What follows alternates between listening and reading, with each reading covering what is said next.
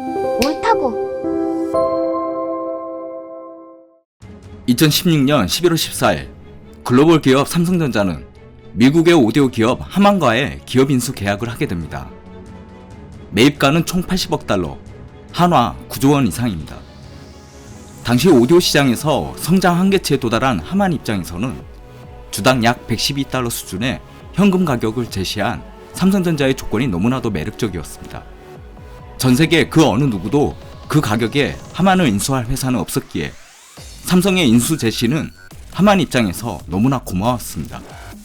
하만이라는 기업, 여러분은 알고 계신가요? JBL, 하만카돈, 아시나요? 이미 오디오 제품을 판매하고 있는 삼성이 왜 뜬금없이 막대한 돈을 들여 하만이라는 오디오 기업을 샀을까요?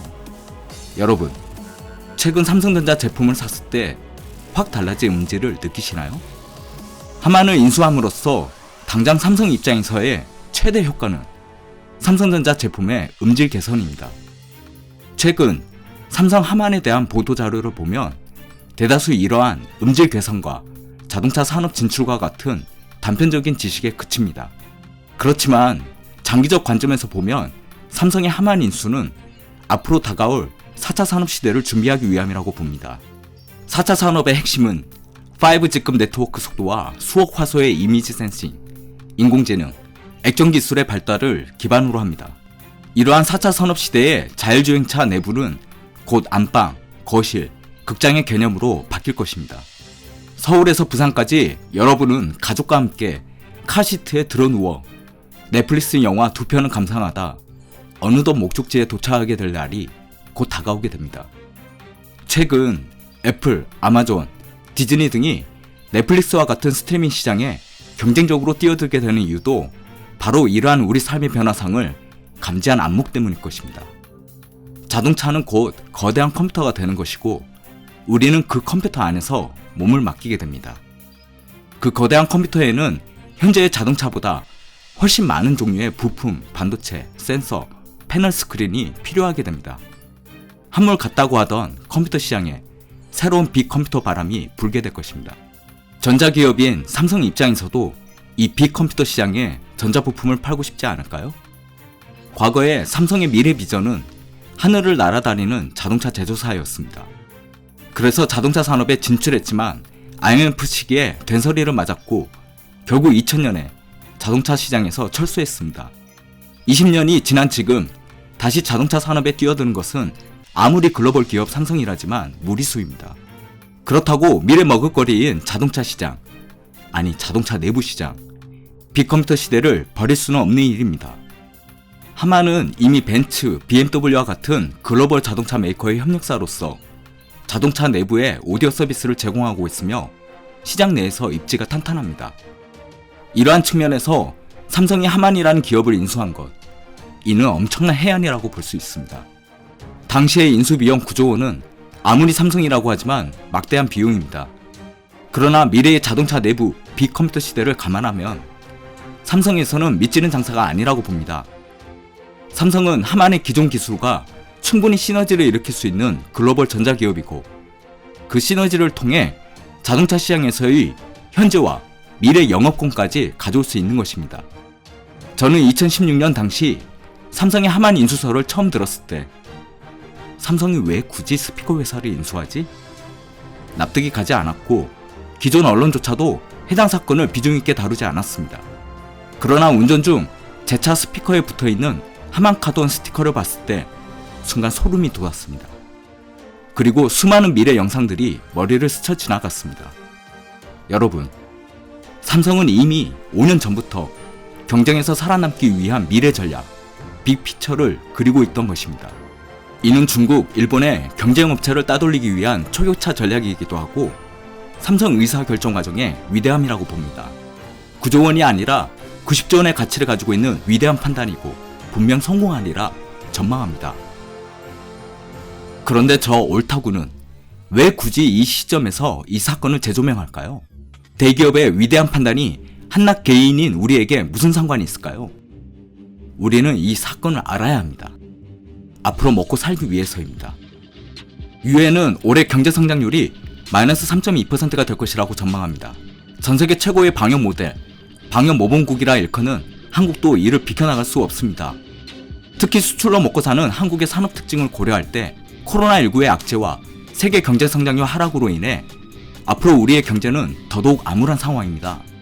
금리 인하나 중앙은행이 시중에 돈을 풀어내는 양적 완화 정책으로는 이를 감당하기에 한계가 분명합니다. 대기업, 중소기업, 자영업자, 스타트업 업계 등등 거의 모든 산업에 있어 절망적인 상황이고 취업난은 또 어찌합니까? 우리에겐 새로운 경제 패러다임이 필요합니다. 새로운 경제 패러다임으로서 우리에게 4차 산업은 피해갈 수 없는 숙명입니다. 5년 전 혹은 그보다 훨씬 오래전부터 앞으로 다가올 4차 산업을 준비했던 삼성의 하만인수. 삼성이 망하지 않고 기업이 계속 커가면 국내 고용에도 도움되고 버는 만큼 세금도 많이 낼 테니 저와 같은 일반 국민 입장에서는 간접적으로나마 좋겠죠. 국가 이미지 제고에도 큰 기여를 하겠죠. 그보다 우리는 삼성의 그 통찰력을 배우고 활용해야 합니다. 여러분은 전 세계 그 어느 민족보다 더 깊고 더 멀리 내다보는 한민족입니다. 자동차 내부에 빅컴퓨터 시대가 다가오면 우리는 무엇을 해야 할까요?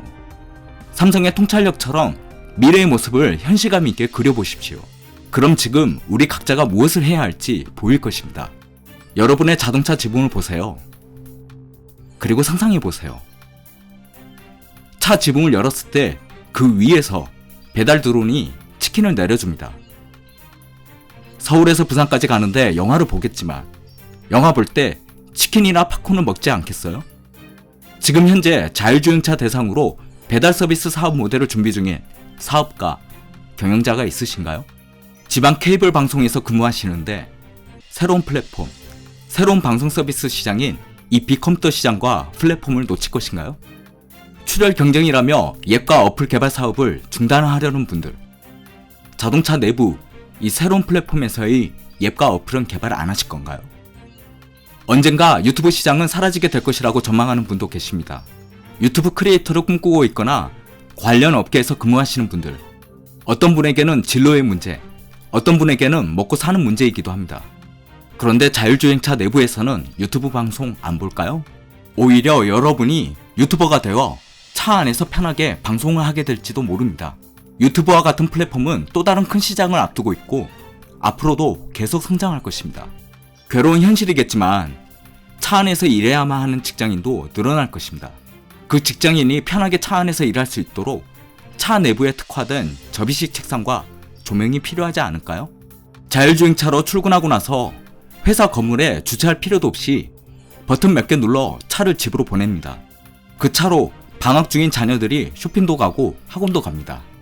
차에서 내리는 자녀들을 스마트폰으로 확인한 이 부모는 자신의 차를 그냥 주차시키지 않고 차 스스로 카쉐어링, 카풀을 하게 설정합니다. 그리고 퇴근 시간에 맞춰 카풀을 마친 이 자율주행차가 자신의 회사로 되돌아오게 만듭니다. 나는 사무실에서 근무하고 있는데 내 차는 스스로 돈을 벌고 다니네요. 여러분은 앞으로 자동적으로 투잡을 하게 되고 우리 개개인은 각각 사업자가 될 것입니다. 한 가정에 어쩔 수 없이 자동차 2대가 필요했던 집들이 이젠 한 대로 줄어들게 됩니다. 빅컴퓨터 시대이지만 차는 줄어드네요. 자동차 제조사들은 특단의 대책이 필요하겠습니다. 불과 3년 전만 하더라도 자동차 제조사에서 근무하던 분들은 기존 자동차 제조사들이 판매 실적이 추락하기에 자율주행차 시대를 원치 않는다. 그래서 자율주행차 시대는 아직도 너무나 먼 얘기다 라고 하셨습니다. 그랬던 분들이 이제는 자율주행차가 당장의 문제가 됐다고 말이 바뀌었습니다. 어찌되었건 초미세먼지의 25%를 차지했던 자동차가 줄어드니 다행히 공해도 줄고 과소비도 줄어들겠네요. 우리 일상의 대부분이 드라이브 스루로 바뀔 것이고 때문에 주차장의 규모가 줄어들 것입니다.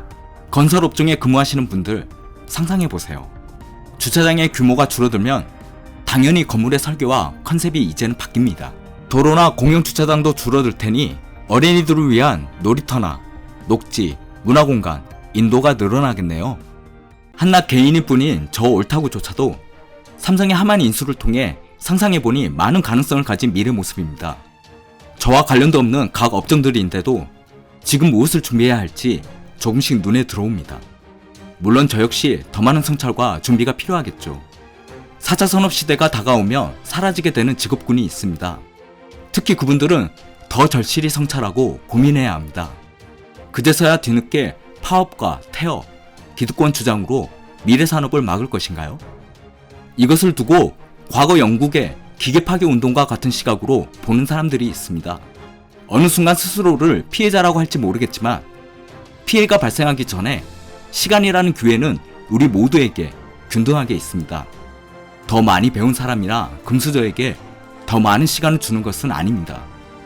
글로벌 기업인 삼성이 글로벌스럽게 아주 예전부터 미래를 내다보고 준비하듯 한 개인인 우리도 개인 수준에 맞게 미래를 내다보고 준비해야 합니다.